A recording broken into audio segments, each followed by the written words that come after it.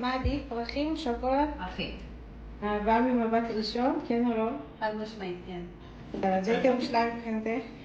גבינות, יין, בחוף ים כזה, סרט. מה הדבר הכי חשוב בזוגיות בעיניי?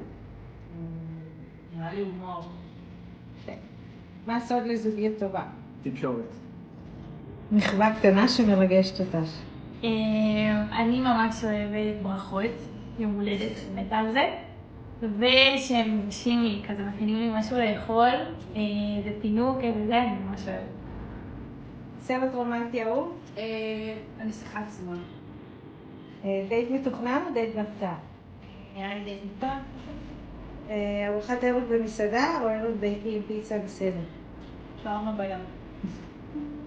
אם היית צריכה להציע נישואים עם מאכל במקום טבעת, מה זה היה? אני חושבת שזה היה סטייק וכזה יקר.